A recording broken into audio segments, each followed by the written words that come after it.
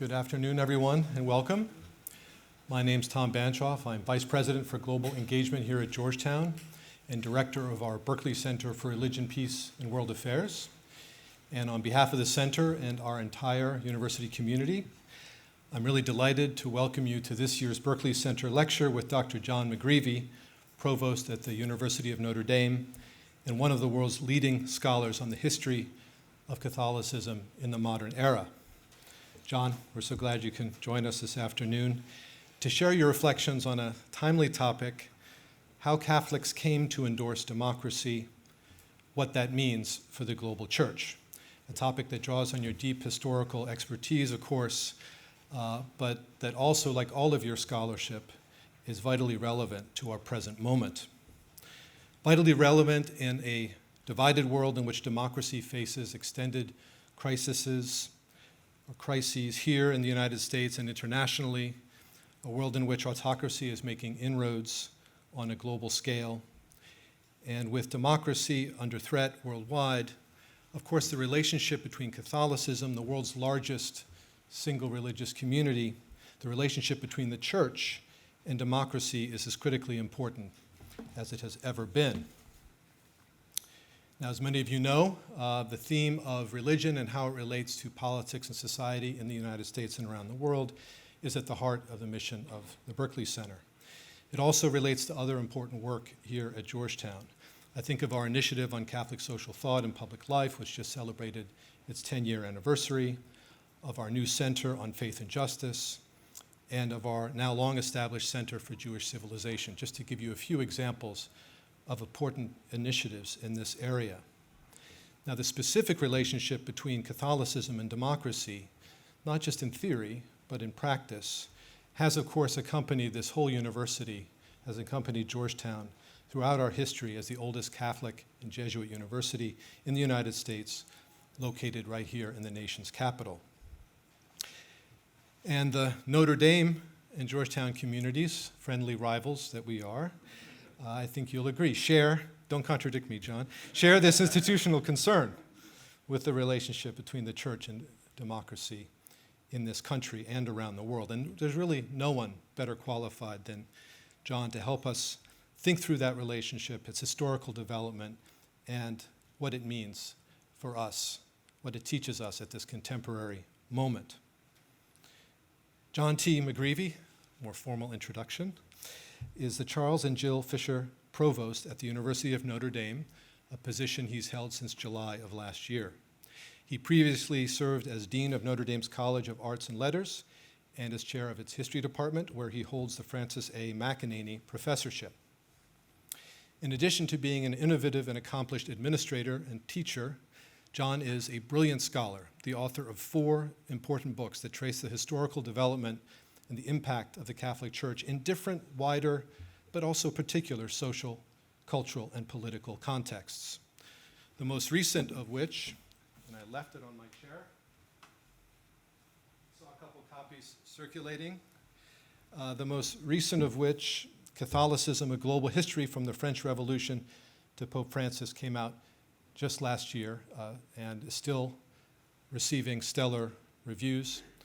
It's available at your favorite bookstore, online, around the corner, and as a backup plan, you could also borrow it at the local library. It's a tremendous volume, a synthetic work of history that I highly recommend, and builds nicely on 3 other path-breaking books with which many of you will be familiar. I'll share the titles. Parish Boundaries, The Catholic Encounter with Race in the 20th Century Urban North. Catholicism and American Freedom, A History. And American Jesuits in the World, How an Embattled Religious Order Made Modern Catholicism Global. I want to add that in addition to his many other writings and academic journals and outlets, including the New York Review of Books, the Chronicle of Higher Education, and Commonweal, John was also a contributor on a book project entitled The Jesuits and Globalization that my Berkeley Center colleague Jose Casanova and I edited just a few years ago. John was a contributor, but also a decisive contributor. He's received major fellowships from the Mellon Foundation, the American Council of Learned Societies, and the Erasmus Institute. He served on the 2010 jury for the Pulitzer Prize for History, and since 2018 has served as co-chair of the Commonweal Foundation Board. He's received multiple awards for both his teaching and his research. John received his undergraduate degree from Notre Dame, master's and PhD in history from Stanford. He first taught at Harvard before returning to his alma mater, where he's had a remarkable administrative trajectory while continuing to produce cutting-edge scholarship. And that is a difficult and impressive combination. So John, we're really delighted that you can be with us for this year's Berkeley Center Lecture. Please join me in welcoming John McGreevy. I'll leave the book there. Thank you.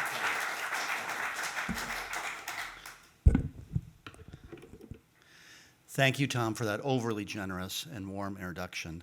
I want to sincerely thank my hosts at the Berkeley Center and at Georgetown, especially its director and my friend, Tom Banchoff. It's a distinguished list of speakers who have given this lecture. I'm honored to be among their presence. Okay, one joke. What is the 5-word sentence that will anger every priest in the Congregation of Holy Cross, the founding order at Notre Dame, and every Jesuit? 5-word sentence. Anger all of them. You can hold this in your, if you ever need to use this. That sentence is Notre Dame a Jesuit school? And I was a little disappointed in Tom's soft sell. No libraries, please. We want to purchase this book. I don't think Easter gifts are a thing, but it's only 8 months till Christmas, and I think your shopping is almost over. Okay. Should Catholics promote democracy? 2 reasons. I want to explain. Before answering that question, I want to explain why I wrote this book. 2 reasons. The first reason was to make an argument. A better understanding of Catholicism enhances our grasp of the modern world. No institution is as multicultural or multilingual. Few touch as many people. The Chinese Communist Party, the European Union, the Central Intelligence Agency, and the International Monetary Fund possess global influence. But only the Catholic Church includes extended networks of people and institutions in Warsaw, Nairobi, and Mexico City, as well as the most remote sections of the Amazon. In the Provost office last week at Notre Dame, and I think they were here as well, there was a group from the Amazon, in part, trying to figure out how to respond to Pope Francis's call to develop a university there. Only Catholicism counts 1.2 billion baptized members, a majority of whom, the modal Catholic right now, is a person of color living in the global south. Only a pope, as Francis did when visiting Manila in 2015, can attract 6 million people, perhaps the largest crowd in human history, to attend Mass in a driving rainstorm. Historians increasingly recognize this, and the recent burst of superb scholarship on modern Catholicism is what made this book possible. And if you do get a copy of the book, look at footnote number 1, where I list about 30 books and articles published just in the last decade that are revolutionizing our understanding of the modern history of the Church. Placing these books and articles in conversation make visible similarities blurred when studying a single person, town, parish, diocese, or country. The biggest change in history writing in my lifetime has been the loosening of the clamps of the nation-state. Nation-states matter for the study of modern Catholicism, and I try to suggest that in the book, but people, devotions, and ideas cross national borders with surprising ease. The book is not comprehensive. Princeton historian David Bell recently worried in print that the scope of most global histories renders them incapable of assessing causation or sustaining a reader's interest. Suitably chastened, I've made this study as much a story as my narrative skills allow, sacrificing coverage for individuals and themes. Specialists will regret what is missing, and rightly so. Now, just as the first Christians in Corinth differed from the first Christians in Ephesus, no 2 contemporary Catholic communities are identical. Still, the patterns of Catholic globalism in the modern era, woven by migrants, missionaries, intellectuals, and diplomats, are unusually dense. So the first reason I wrote the book is to convey the importance of Catholicism as a global and modern institution. The second reason I wrote the book is personal. Most of my life, a bit to my amazement, has been spent studying in, teaching at, writing about, and administering Catholic institutions. On an almost daily basis, I get asked, and I wonder, how did we get here? The long sweep of the 19th century Catholic revival, the building of a vast protective milieu of parishes, schools, universities, including Georgetown, and associations, the political crisis of the 1930s, World War II, decolonization, the Second Vatican Council, the end of the Cold War, and the sexual abuse crisis are the main episodes of the book. Cumulatively, they have resulted in a church marked by unprecedented vibrancy in sub-Saharan Africa and South Asia, concern for social justice everywhere, and global connections. A few years ago, when I was attending Mass with my family, we go to a vacation every summer in far northern rural Minnesota. I realized that the celebrant at this small town, Frazee, Minnesota, was a priest from southern India near Goa. He handed out a typed copy of his homily so that his congregation, the descendants of German and Irish Catholic farmers who migrated to the region in the 19th century, could decipher his accented English. If we could all fly to Guangzhou, China on Easter Sunday and attend the basilica there, a basilica built, enormous basilica, a neo-Gothic basilica, built by French missionaries in the 19th century and Chinese laborers, at the exact moment that on the campus of Notre Dame, about 50 yards from my office, they were building a neo-Gothic French church under the directorship of French missionaries, but with Irish laborers. Those two churches built at exactly the same moment. If we could fly to Guangzhou, we would see 2,000 Nigerian Catholics who are working in Guangzhou attending the 12 p.m. Mass. Meanwhile, in much of the world, including the United States, the number of observant Catholics is shrinking, even hemorrhaging. The structures built in the 19th and 20th centuries, incredibly powerful structures, I will add, barely stand. In 2020 in Ireland, once the source of missionary clergy and nuns for much of the Anglophone world, more bishops, 2, were ordained than priests, 1. The sexual abuse crisis has taken an incalculable toll on survivors above all, but also on the credibility of Catholic institutions and the people who run them. The confidence of an earlier era, the West German magazine Der Spiegel explained to its readers in 1962 that the church had, quote, achieved a unity and consistency in teaching and structure never before seen, end quote. That confidence is a distant memory. So, 2 reasons. First, to place Catholicism into global history, and second, to advance Catholic self-understanding. To try and get at both of those goals this afternoon, I'll talk in some detail about one theme of what turned out to be a reasonably big, but I caution you, an eminently readable book. So back to the initial question. Should Catholics support democracy? The answer did not seem obvious in 1941. Exiled in New York City as the Wehrmacht occupied France, philosopher Jacques Maritain, who I think is the most important Catholic intellectual of the 20th century, asked his friend Yves Simon, also exiled from France and teaching at Notre Dame and actually living in a house 5 doors down from where I live now, Maritain asked Simon for a favor.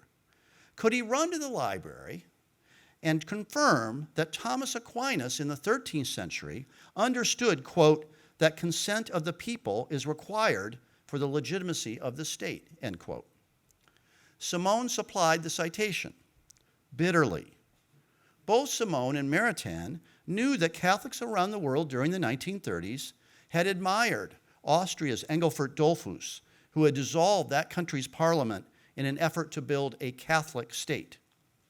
Other Catholics during the 1930s had lauded, it's surprising how popular he was, Portugal's dictator António Salazar, a former youth leader who declared the obsolescence of political parties based on outdated ideas, this is a direct quote, of the individual, the citizen, or the elector, end quote.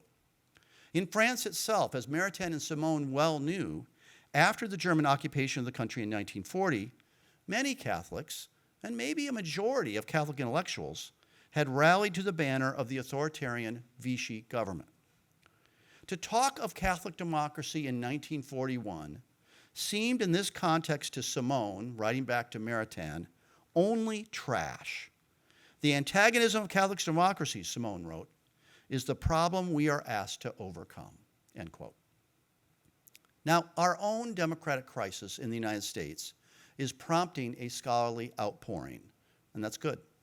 Investigators devote special attention to times and places where democracies reverted to dictatorships, as in Europe in the 1930s and South America in the 1970s. Harvard political scientists Stephen Levitsky and Daniel Ziblatt, authors of the superb How Democracies Die, confirm the diagnosis made 60 years ago by Maritain and Simone. They observe that in the 1930s, a hierarchical Catholicism rested, at least uneasily, next to a democratic politics of compromise, negotiation, and unpredictable outcomes. Some Catholic leaders, as in Belgium, actively resisted authoritarianism. Others, as in Austria, Portugal, Brazil, and Argentina, welcomed it. A longer chronological view, this is how you know I'm a historian, we always have a sentence in our talk, a longer chronological view complicates this story. The shadow of the French Revolution, where what began as a democratic and often Catholic movement in 1789 turned into a virulently anti-Catholic movement by 1793, that shadow has obscured a pretty significant Catholic affinity for democracy in the early 19th century. Latin America is the most Catholic place in the world in the early 19th century. It's also a deeply Catholic place. It's the most democratic place in the world and also a deeply Catholic place. Many Catholics in the early 19th century, especially in Spain and Latin America, urged democratic or republican governments. After helping draft the first constitution in Spain's history in 1812, some priests and bishops required it to be read out loud after Mass in Spanish churches. Their peers in Mexico City did the same when the Mexican Constitution was written and drafted and promulgated in 1824. When Alexis de Tocqueville shot to fame in 1835 with the publication of his first volume of Democracy in America, he said Catholics, Tocqueville writing about the United States, were the, quote, most Republican and democratic class in the United States. The equality of all believers within Catholicism, Tocqueville thought, predisposed Catholics to favor democratic government. He rejected the standard claim, as he put it, that the Catholic religion, as evidenced in the French Revolution, the Catholic religion was the natural enemy of democracy. He rejected that. Some of these same Catholics, eager to foster democracies in Spain and Latin America, usually educated male lay elites, favored representation within the church, not just the state. Often they desired voice on the appointment of bishops. And remember that the vast majority of bishops in the 19th century were not appointed by the Pope, they were appointed by governments. They controlled it, not the Vatican. In Canada, the leading patriot of the era and a founding figure of Canadian nationalism, Louis-Joseph Papineau, demanded the placement of notables on parish councils, elite, wealthy men, so as to avoid a, quote, taxation without representation. Amazing phrase. Priests or bishops spending donated funds without accountability appalled Papineau. Can anything, he asked, be more anti-national or anti-patriotic? In the mid-19th century, this nascent alliance between Catholicism and democracy unraveled. Pius IX, whose reign lasted from 1846 to 1878, retreated into a defensive stance after the revolutions of 1848. The need to defend the church against liberal governments willing to expel priests and seize church property seemed more pressing. Authority and justice became the Catholic keywords of the 19th century, definitely not representation or voice.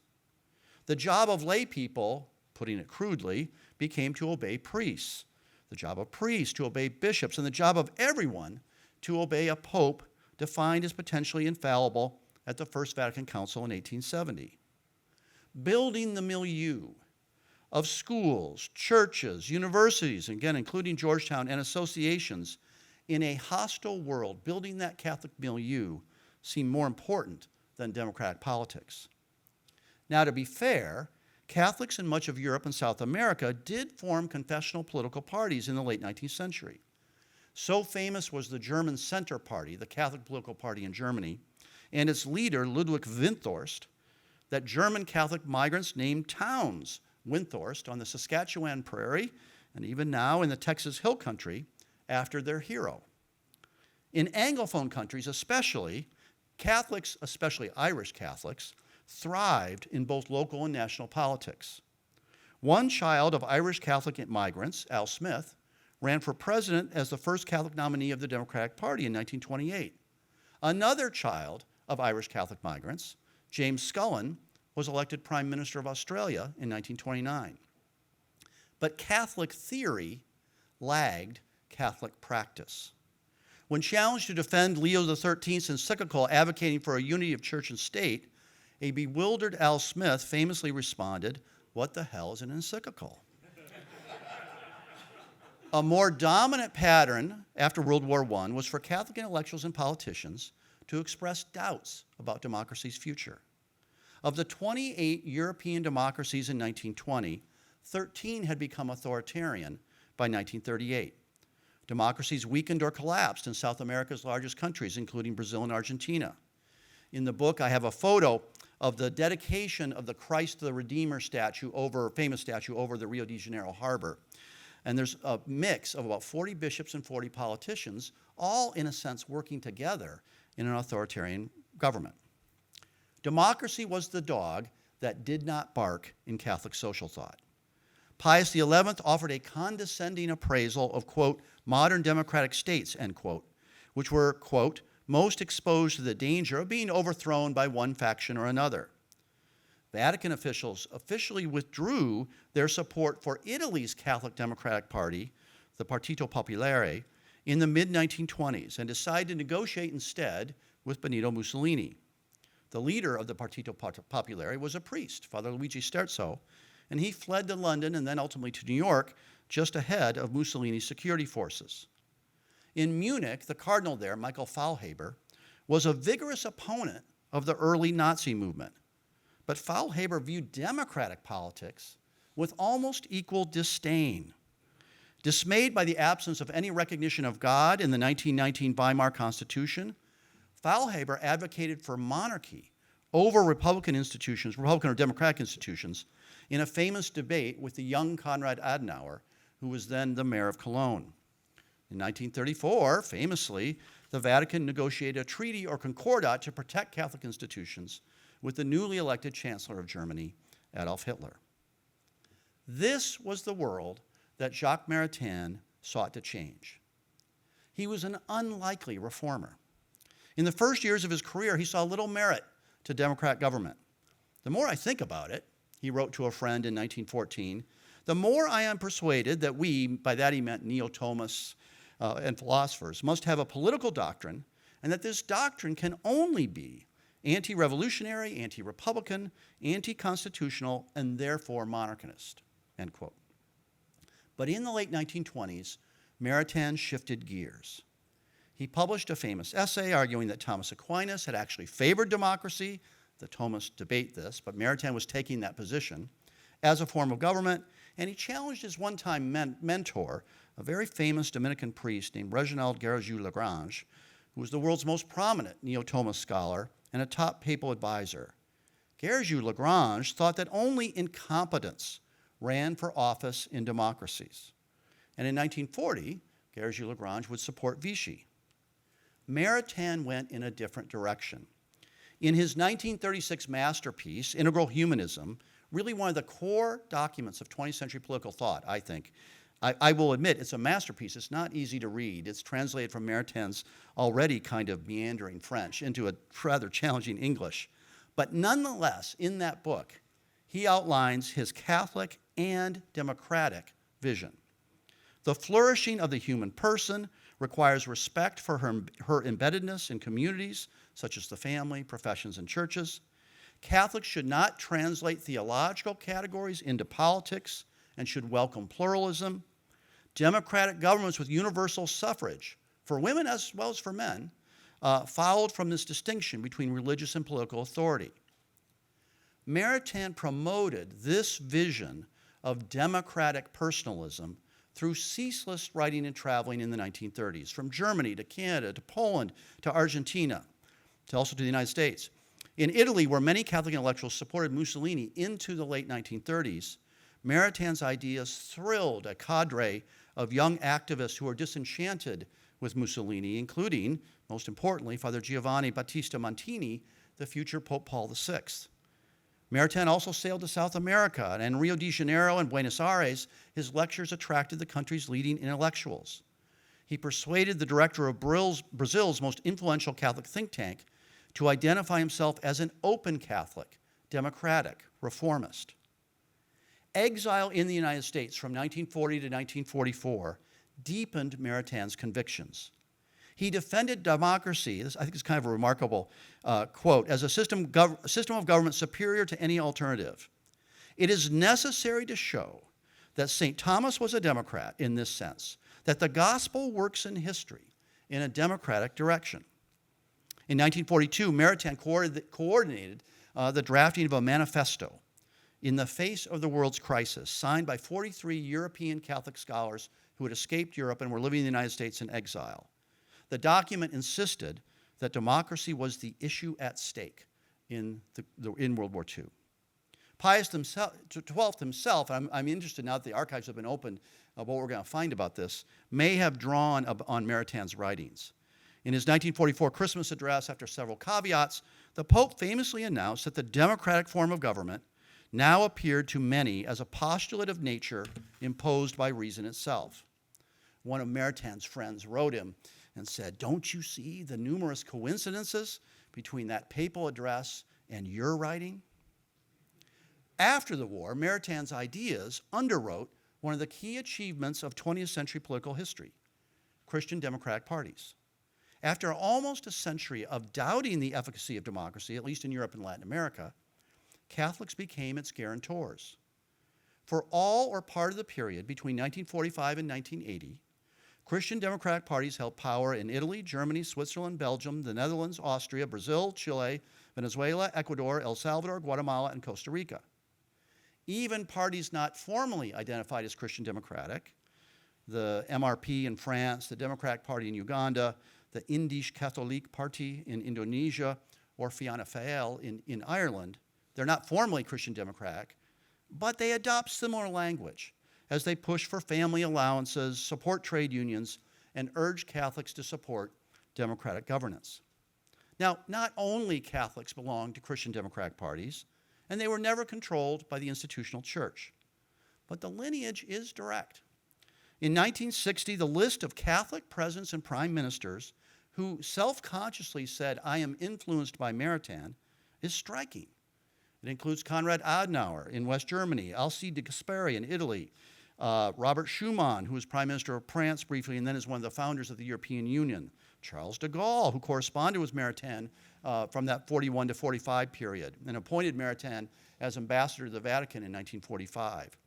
It includes Presidents Leopold Senghor from Senegal, raised in the French Empire, and President and Prime Minister Benedicto Kiwanuka from Uganda and raised in the British Empire. It includes Ngo Dinh Diem, leading South Vietnam in 1960, although Diem's commitment to democracy was at best partial. If you went to 1970, the list of presidents or prime ministers influenced by Maritain would include Eduardo Frei from Chile, Rafael Caldera, Venezuela, and Pierre Trudeau, Canada. It did not include maybe the most famous Catholic politician of the post-war era, John Kennedy, whose intellectual formation was innocent of Catholic social thought. But it did include Kennedy's brother-in-law, Sargent Shriver, the first director of the Peace Corps and the leader of the War on Poverty, and Minnesota Senator Eugene McCarthy. It even included Joseph R. Biden Sr., father of a future American president. Now, President Biden has a penchant for loosely documented stories about his father, so it may not be true, as he told David Brooks, that his working-class father read Maritain in the 1950s. But even President Biden's potential misremembering is significant. Maritain found vindication at the Second Vatican Council, in part because his old friend, Giovanni Montini, had in 1963 become Paul VI. Paul VI guided the intense discussion of the final conciliar document, Gaudium et Spes, which briefly sketches the importance of, quote, all citizens, end quote, taking an active part in public affairs. The impact of Gaudium et Spes, a document that I think is sometimes casually dismissed, its impact is immense. If in the 1950s many intellectuals, in some ways legitimately, questioned the capacity of Catholics to sustain democracies, that is, they asked, could a hierarchical church provide the cultural underpinning of democracy? By the 1980s, scholars are marveling at Catholicism's role in fostering democracy. Jonathan Earl and J.J. Carner have recently told the story of Benedicto Kiwanuka, the longtime head of the Democratic and deeply Catholic Party in Uganda. Kiwanuka studied in London in the 1950s and became aware of Christian democratic parties in Europe. He was elected chief minister in 1961 and then prime minister. He was very enthusiastic about the work of the Second Vatican Council. He protested strongly when Idi Amin became president of Uganda in 1971. The two men and their families reconciled briefly. They even shared one Christmas together. But Kiwanuka was a key, consistent voice for urging Uganda to return to democracy. Now, Catholics were never a particular target of Idi Amin's wrath, but independent sources of power were. And Amin soon embarked on a campaign against foreign influence in Uganda that began with persecution of South Asians who had prominent business roles in Uganda and eventually extended to the idea of Catholics as pawns of a global church. Amin expelled 55 priests from the country and arranged for the kidnapping and murder of Kiwanuka as he left morning mass. Amin may have pulled the trigger himself. Amin later ordered the assassination of the priest editor of the country's leading Catholic newspaper, in part for his investigation into Kiwanuka's death. Outcomes in East and Southeast Asia were happier.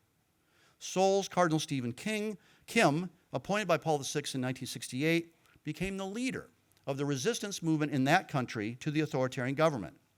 Kim had grown up in a poor family, spent several years in Münster, Germany, obtaining a sociology degree and ministering to migrant miners, Koreans, and nurses who had moved from Korea to Germany. He expressed passionate support for the Second Vatican Council, especially Gaudium et Spes, and saw it as his mission to cultivate the public engagement of the church in Korean politics. He regretted that the church in South Korea had for so long been focused, quote, on its own good while neglecting other affairs in the world, end quote. His cathedral in Seoul became a sanctuary for the pro-democracy movement in the 1980s, and thousands of citizens and students camped inside and outside the cathedral. Kim informed government leaders that police attempting to arrest protesters would have to trample on me first, priests second, and then sisters.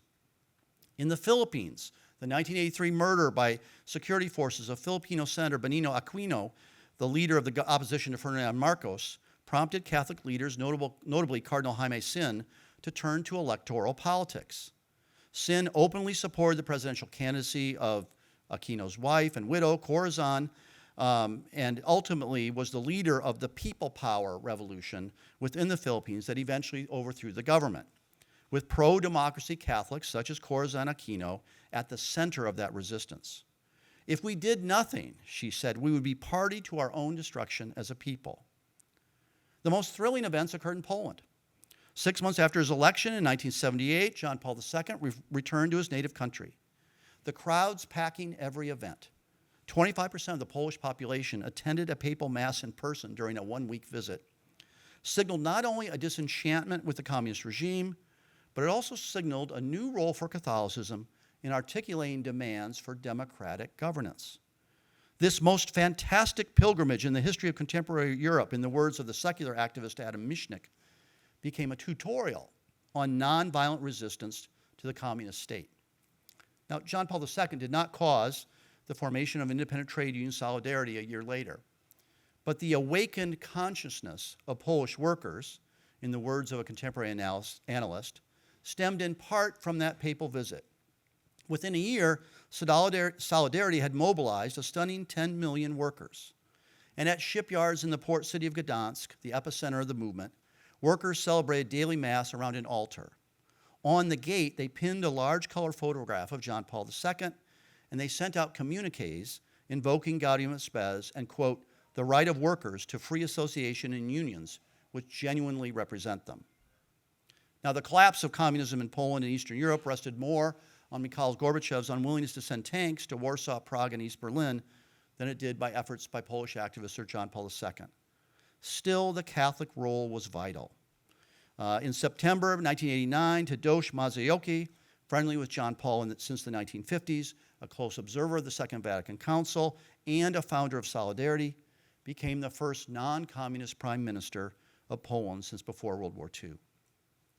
These 20th century triumphs, Catholics demanding democratic governments, and even, as with Benedicto Kiwanuka in Uganda, and Solidarity activists in Poland, and priest agitators in South Korea becoming martyrs for that cause, those stories now seem as if from another world.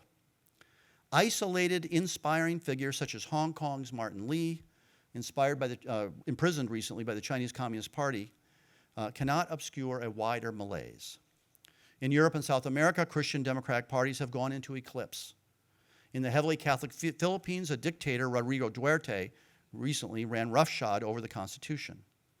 In the United States, the most significant democratic crisis since the 19th century, at least in my view, envelops the country. A majority of Republican Party candidates elected to the United States House of Representatives in 2022 denied the legitimacy of the 2020 presidential election. One avowedly Catholic representative from Arizona, Paul Gosar, peddles the false narrative of election fraud at every opportunity.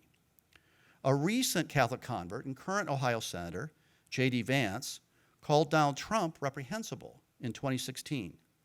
Vance, who knows better, now thinks just a few bad apples distorted the peaceful intentions of the January 6, 2021 mob at the Capitol. The Catholic response to the current democratic crisis, from bishops probably, but also from intellectuals, Catholic leaders, I include myself, has charitably been muted. Why? I think Catholics have forgotten what Maritain taught them. In the 1970s, skepticism about bourgeois democracy came from the left. Latin American liberation theologians, especially in moments of hubris, chided Maritain and leaders of Christian democratic parties for supporting naive reformism. Now, a much greater threat to democracy comes from the populist right. In the United States, the distorting effect of Roe versus Wade and the pro-life movement, one of the most powerful social movements of the late 20th and early 21st century, plays a role. And some Catholic pro-life activists lionize former President Donald Trump. Obviously, he was vocally pro-choice early in his career, and despite his efforts to thwart the 2020 election. Many more abandon scruples about Trump's contempt for democratic norms for the prize of appointments to the federal judiciary. Even as Democrats and Republicans in our country descend into a spiral of polarization, Denver's Archbishop Samuel Aquila, writing about abortion, complains about Catholics overly concerned about, and these are his words, civility and engagement, overly concerned. Now, nothing could be farther from Maritain's unwavering commitment to democratic practice. In 1942, at the height of his struggle to convince Catholics of democracy's merits, Maritain published a scholarly essay, unbelievably, on Machiavelli. He stressed the noble vocation of the politician in a democracy. He refused to denigrate politicians as Machiavellian. Now, in the 19th century, enthusiasm for democracy in the public sphere, I've tried to argue today, sometimes segued into discussion of democracy within the church. Now it seems as if the traffic goes the other direction. Some of the same figures trampling on democratic norms in the public arena oppose the efforts of Pope Francis to reconsider representation and voice within the church. Stephen Bannon uses his podcast to promote conspiracy theories about the 2020 election, even as he takes potshots at Pope Francis. And one of Francis's ecclesial antagonists, Archbishop Vigano, called on Francis to resign and then released a series of unhinged letters and videos supporting President Trump. Francis has made synods central to his papacy, picking up a thread left dangling by Paul VI.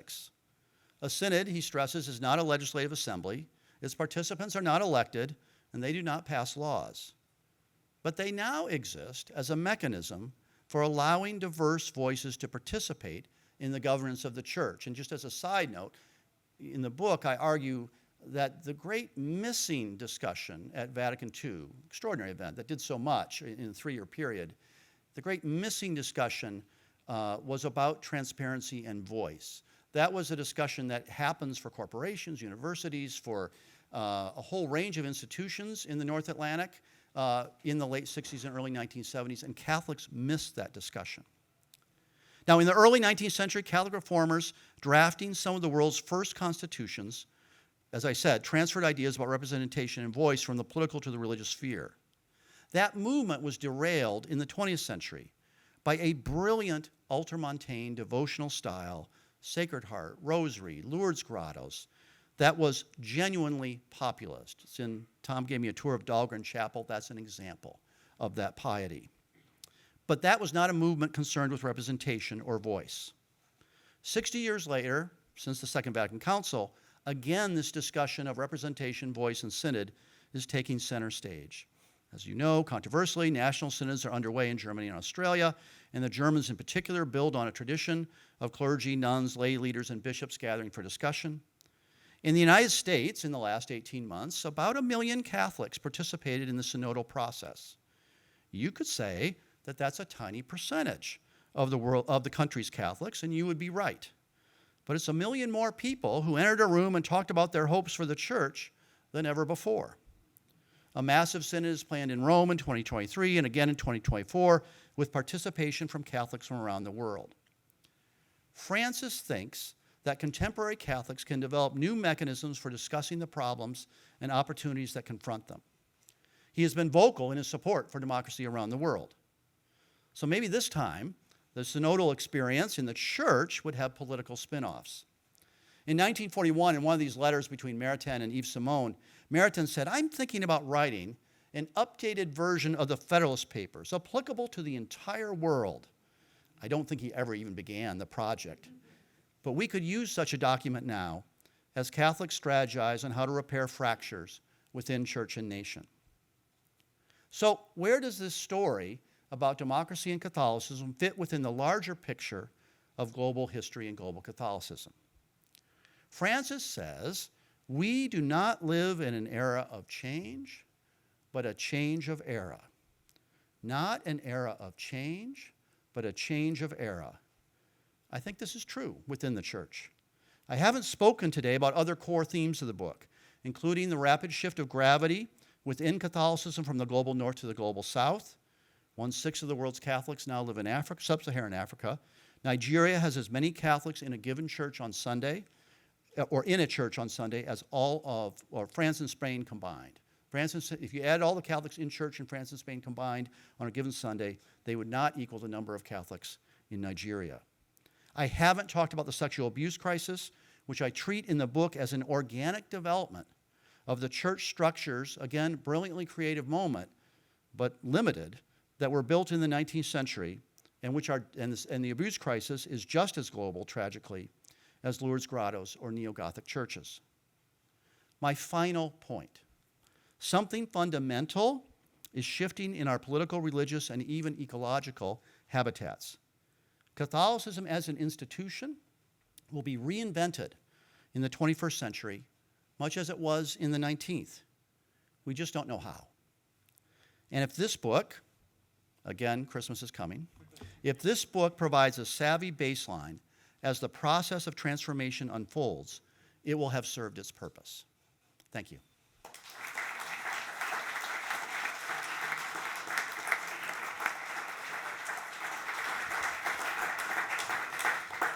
Thank you, John, for that wide-ranging and incisive talk. And you've raised a lot of questions. You covered a lot of ground, but you also raised some questions. And happily, we have some time for discussion, about 25 minutes, in fact. So there are a couple of roving mics. I'd ask that you raise your hand. John will recognize you. He's going to direct traffic himself. Wait for the mic, stand up, introduce yourselves, and ask a short question.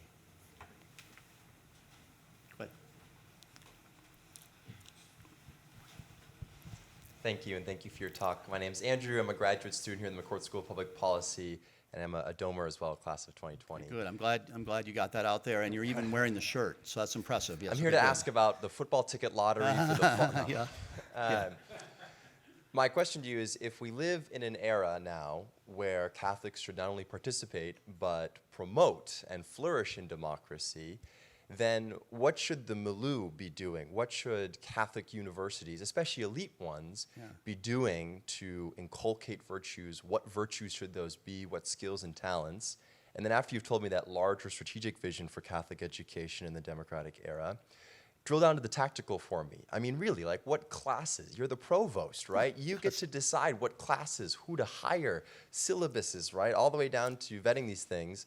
How do you prepare Catholics best so that when we say the Mendoza College of Business will grow the good in business and the law school will produce a different kind of lawyer, what does that mean? What are they getting? What's different for a graduate of Notre Dame or Georgetown that you've helped craft in the institution that they're not getting from elsewhere?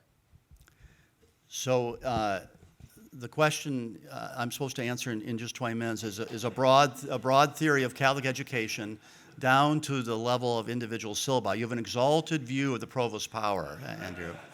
Thank you for the question. It's an excellent question. And so I am the provost at Notre Dame, and I actually think about that question every single day. We're in the middle of a strategic planning process. It's an institution that takes strategic planning very seriously, so I'm spending a huge amount of my time thinking about what does the future hold for Notre Dame, how it can contribute to the world. I go back to Gaudium et Spes. The brilliance of that early 19th century world was, so I often, let me answer a different way. I sometimes say the book of great American Catholic intellectuals is actually not that thick. We have a few, but it's not that thick. The book of great Catholic organizers and institution builders, that's amazing. That's an amazing group of people, and that's a skill we undervalue in the 21st century. That was the world of the 19th and 20th century. I think in a way that world, we're living with that world right, because Georgetown's a part of that world, but in a way the ideological backing of that world ended at the end of the Second Vatican Council, where if there's one single message for the council, it's for Catholics to engage the world, okay, to really think about how they can engage the world. That doesn't mean you don't have Catholic institutions. It just means they should not be hermetically sealed off from a world which, after all, Catholics helped create. Okay, it's 1.2 billion people. So how do you hit the right line between distinctive forms of education within Catholic institutions, distinctive courses, distinctive ideas about formation, which is a word Catholic institutions, maybe Jesuit institutions especially, use a lot. That isn't a word that's used that can be used in secular institutions. How do we think about that? That's the really big question. I mean, at Notre Dame, what are we thinking about? We're thinking about what does it mean to translate Laudato Si into big science and engineering, where we're making huge bets and investments. What does it mean that all of our students, that we have so many mental health troubles with our students, as is true nationally? I don't think we're distinctive there. How does a genuinely Catholic place respond to that? How do we at once deepen our Catholic identity and also become the more diverse institution that our country and the church needs? And so what does that mean for financial aid for international students? I could spin out a long narrative, but what I can say is that's something we're thinking about all the time. And we will publish our strategic plan. The board meeting is August 15th, 2023, and it should be available then, and you should look at the website and see if you think it's good or not. John. Thank you very much for your lecture. And just to put in a plug for the book, if you enjoyed the lecture, it reads exactly as he presented his lecture. Just keeps you involved in the line of thinking. So, your last point, Catholicism will be reinvented in the 21st century. You quote a lot from Gaudium et Spes. I agree with you. Synodality is an unfinished business of Vatican II. What role, though, will Vatican II play in that reinvention of Catholicism? Francis only refers to it remotely, less so than any pope afterwards. Mm-hmm. But he's moving ahead. He's got all the themes moving ahead. Yeah. So what role will it play in that reinvention? Listen, that's a great question, John. Thank you. And John has a generous review and thoughtful and critical review of my book in the tablet, if anyone wants to look at it. Where I might quibble, Francis refers to Vatican II rather a lot in at least the reading that I've done. And I think, in a way, here's the line I use in the book, which maybe is a bit too clever, but we're entering, in a sense, the post post-Vatican II era. That is, none of the living participants of the council are now shaping it. Benedict XVI was the last living, really key actor from the council, and he was a brilliant young theologian, German theologian at the council, and he played a major role in a number of the documents. Well, now he's dead, and Francis is working we're in a different moment now. We're out of living memory into history. Okay, and so what does that mean? I think we might be entering a new phase of reception, and the global dimensions of the council and the global dimensions of the contemporary church, which weren't key to the early reception of the council. There's a famous essay by Karl Rahner on that, but I don't think we're key to the early reception of the council. I think are going to become much more key. And so terms like enculturation, how do we think about the liturgy? It's not coincidental that one of the big fights is the defense of the vernacular liturgy. And for Francis, that's part of a global church, and that comes directly from the council. And so that would be a little bit of where I see it, but it's a great question I don't think I fully answered. Thank you for your splendid talk. I will buy a copy of your book. Okay, good, and you should introduce yourself. Paul Heck from the Department of Theology. Great. Yeah. I'm wondering if you could reflect a little bit on religious liberty in the United States and the Catholic Church. I mean, religious liberty cases, depending on how they're decided, they could end up closing Catholic institutions. Nevertheless, religious liberty is a key part of our democratic fabric. Currently, we have a Catholic court, but it isn't necessarily always going to be the case. No. You know, in Massachusetts, where I'm from, Catholic institutions have been closed down because of legal developments. And so in light of your talk, would be curious to hear how you reflect on religious liberty and democracy and the Catholic Church going forward. You know, you're at the edge of my expertise here, so this is really just a little bit of free association. An interesting thing has been that conservative Catholics, and I use the term broadly, these are people who are my friends, and this is a broad group with a lot of different currents within it, have emerged as some of the fiercest defenders of free speech in the public realm. You would not have predicted that 30 years ago. And more left-leaning, maybe more secular activists are ones raising questions about free speech. The same, that is it offensive? We had a discussion about this at lunch today. The same dynamic is playing out about the autonomy of institutions. Do Catholics have the ability to run, for example, adoption agencies that don't have children go to gay couples?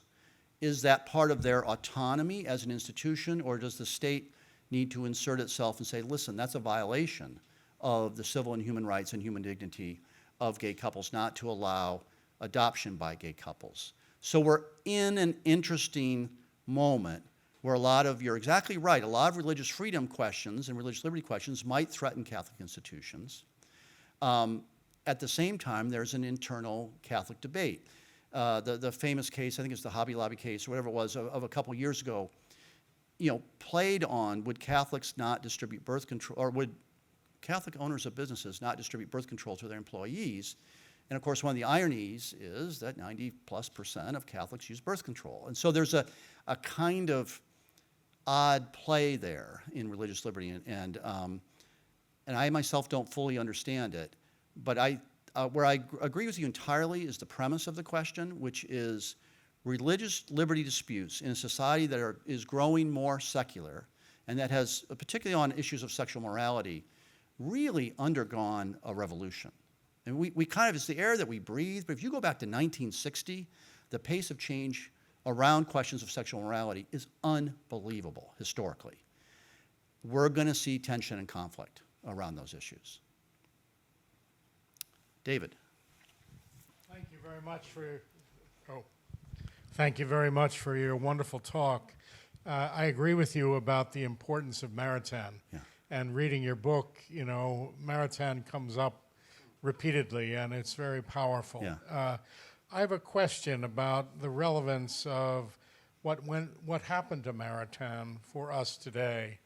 I mean, he started off fairly conservative, even right-wing, you might say.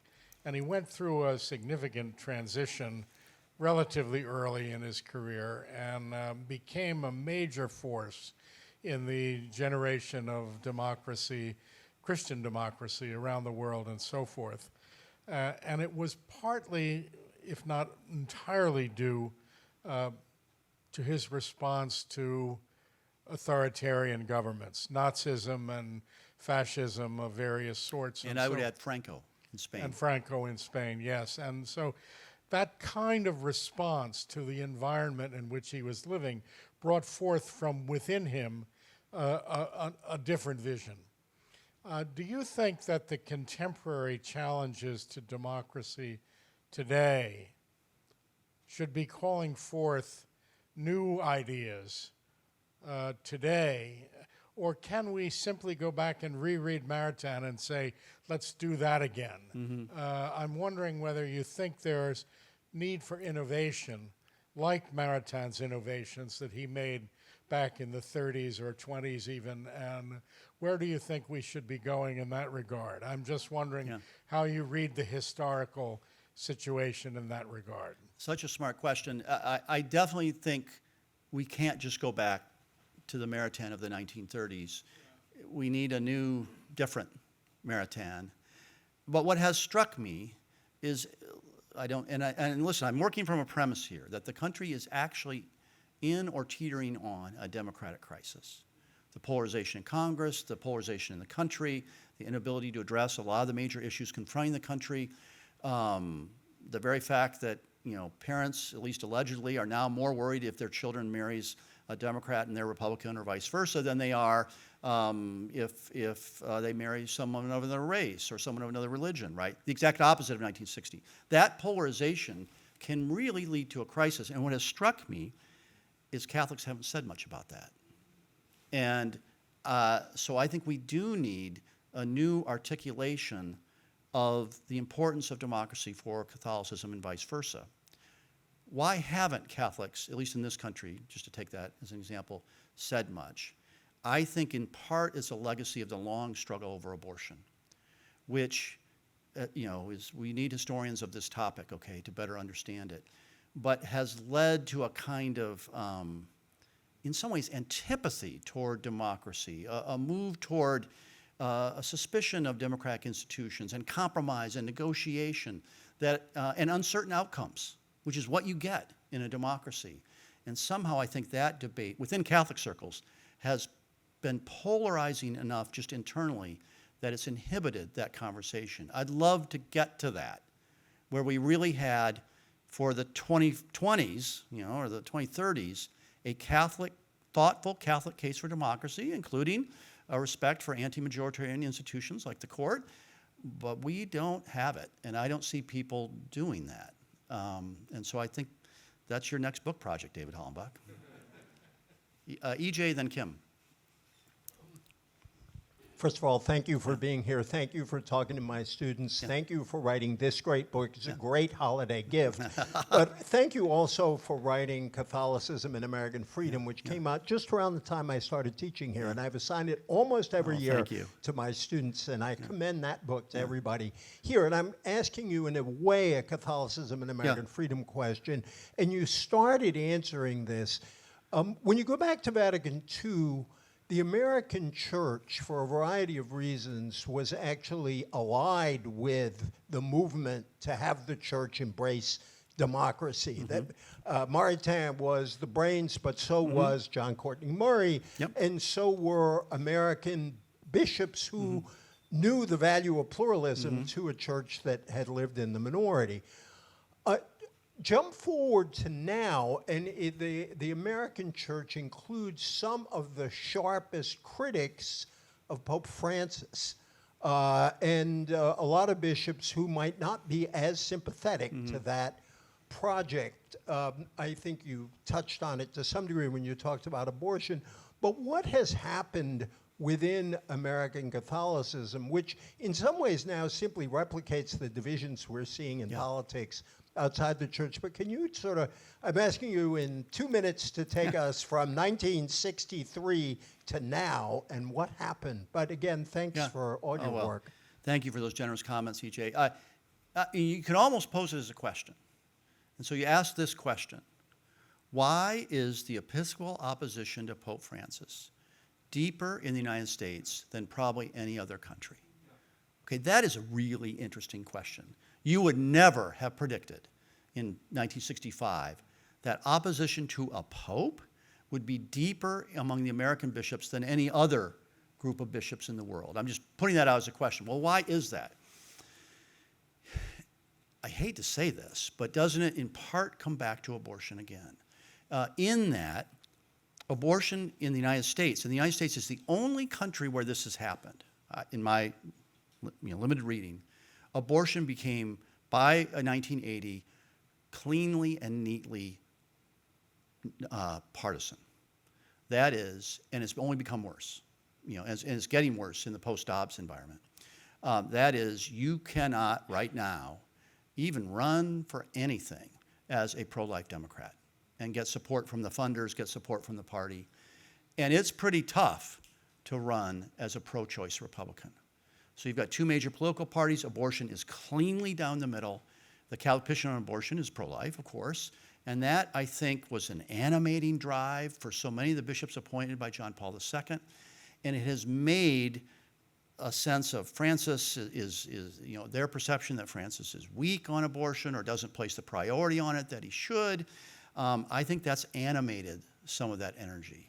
That would be my best guess at it. But I think the real question, which again can only be answered comparatively, why would there be such a group of bishops opposed to Pope Francis? Maybe not a majority, but it's a significant group in the United States, and not in Mexico, not in Brazil, not in Germany, in the same way.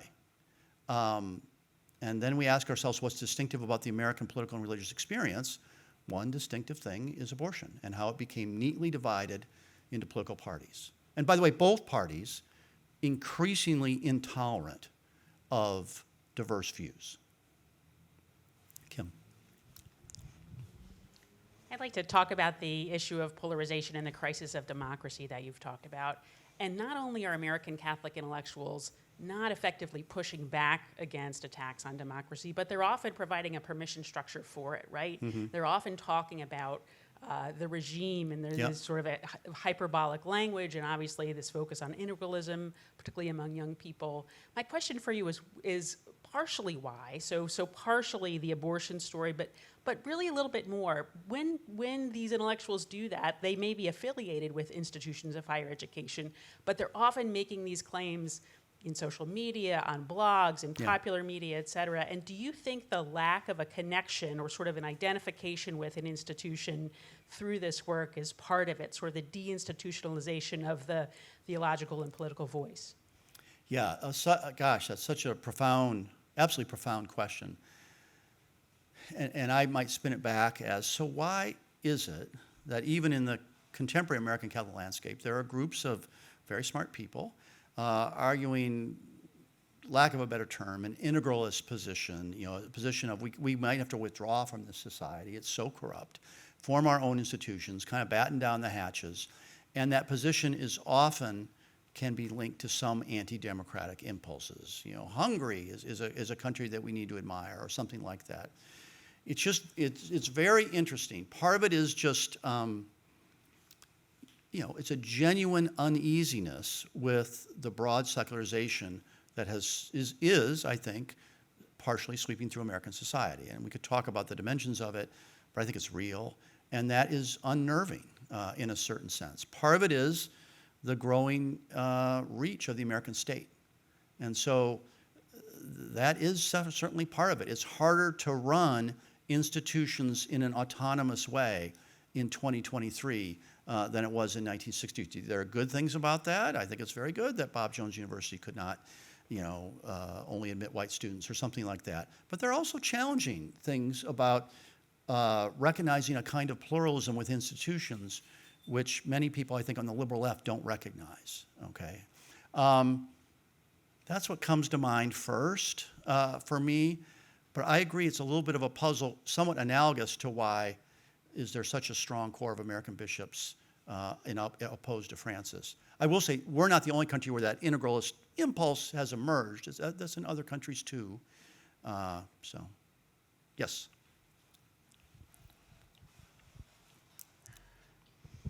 I'm Ray Kemp. I go back to Parish Boundaries. Oh boy, okay. This was my first book, so. I go back to Parish Boundaries because my family moved from one parish to another parish against the directives of a bishop because they were coming. Yeah. I want to bring race into the equation this afternoon and put it someplace there close to abortion. How much of the current polarization, if you scratch it really hard, has to do with race and the vanishing white supremacy? Yeah, it's a great question. Thank you for asking it. You know, I don't know if you read Thomas Edsall in the New York Times. You know, he writes these long analyses of recent scholarship, and he's had 2 or 3 columns on this topic. That is, to what extent can we explain support for President Trump as a factor of race among white working, broadly, whites without high school education? That's the group that has fundamentally and profoundly shifted in the last generation. Totally unexpected, by the way, that was going to happen, but it really has happened, and it doesn't seem like we're going back right now. And there's a lively scholarly debate on that. And right now, my sense, no one denies race as a factor, okay? Anxiety about immigration, and then sheer racial prejudice against African Americans in the sense that they get things that working class whites don't. But my sense is the balance of scholarly opinion right now is a little bit more class than race. And it's the effects of globalization, the growing inequality, the fragility of work in huge sections of the country where work was more stable a generation ago. It's obviously some mixture, and so you're absolutely right, we have to put race at the center. Big question, though, within the scholarly literature right now is how much it's race versus class, or how are they intertwined in complicated ways. And I think we're still figuring that out. In the back? Hi. I don't know. Okay, there we go. Hi, I'm Jane Varner Malhotra. I'm a Georgetown alum, and I work in the Office of Advancement here. And I love Gaudium et Spes. Yeah. It's one of my favorites. And I'm waiting, though, for the church to step into its moral role in how it discriminates against women. Yeah. And I also look to Georgetown and other Catholic schools around the country, whatever they may be, other Jesuit ones, or which one? Yeah. Okay. So how are our universities leading in this conversation about women's ordination? You know, how can an institution like the Catholic Church take any moral high ground on this when it's so blatantly? I think it joins only the Taliban as the 2 countries where it's all male leadership. You know, what do you say? How do we make our universities better places for this advancement? Yeah, that's a great question. And one thing I say in the book, it not only was it important that the Vatican Council occurred in 1965 before some of the polarization that we see now, it's crucial that the Vatican Council ended in 65 because it just missed second-wave feminism. And if you do think, as I do, that the shift of roles for women is one of the 3 or 4 big things of the 20th century. I mean, it would be the shift from rural to urban. That would be one of them. The cataclysmic effects of the combination of the First World War, the Depression, and the Second World War. Maybe number 3 is the shifting role of women. And women are not mentioned at the council, basically. There's a little bit on the side, but not much at all. And that left, just as the absence of a discussion of representation or voice within the church left Catholics ill-equipped for the sexual abuse crisis. My own argument is that it's not so much that priests committed sexual abuse that's distinctively Catholic, because we see that in all kinds of organizations where adults work with youth, it's the cover-up. That's the crucial Catholic thing, is the cover-up. And that's a legacy of the Catholic institutions of the 19th and 20th century, and the inability to grapple with new discussions of representation and voice.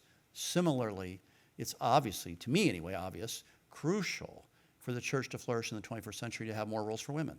I just don't, I don't see an argument around that. Ordination is obviously a particular question there. There's a famous essay by Mary Douglas where she says, don't ordain women, but give them power. And that's an interesting way, Mary Douglas, the anthropologist, that's an interesting way to look at it too. But I'm agreeing with you, that women's roles, and I think this will be, I mean, I looked at the results from the American Synod, roles for women as preachers, women as priests, et cetera, I think was the second or third big issue in the list, and everyone says it was a kind of honest representation of where 1 million Catholics thought the church could change. Is it coming? I don't know, but it is crucially important. One more.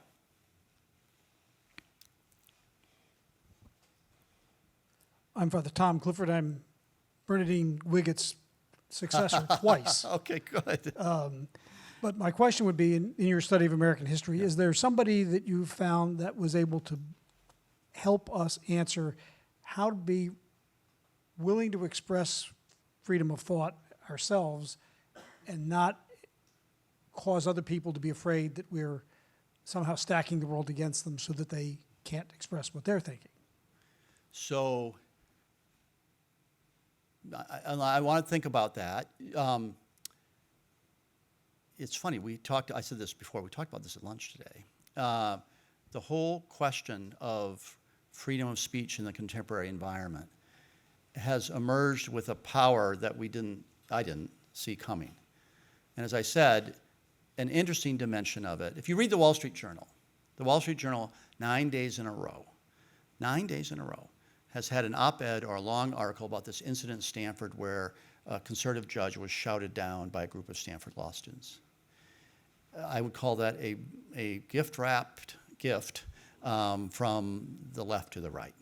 Because it allows the right to say, we defend free speech and you don't, and that's what makes us better citizens. And there's something to that. I can't defend law students shouting down a judge who's a speaker. That's a peculiar set of dynamics that we're in now. And universities have to think through how they handle these complicated free speech issues. I will say it's a significant issue at Notre Dame, and we struggle with it. I think everyone accepts pro-life and pro-choice speakers, and we have both, and there's a conscious effort to have both. But what do we do about activists, who are really not so scholarly, but they're really passionate and activist about a particular issue? That's an issue that we struggle with at Notre Dame and maybe here as well. So no easy answers to that, but we're in a moment where free speech too, so the people on broadly in the left on the Democratic Party are not championing free speech, and they're not saying that's core to who we are. In the next election, we are going to hear every Republican candidate talk about free speech and say we're better at free speech than the Democrats because the woke left has taken over democratic institutions. That is a new situation. In the late 60s, it was liberal left people who said, we're the ones who defend free speech for controversial speakers. And now it's the right, and somebody has to write a history of that transformation. All right, thanks so much for your questions.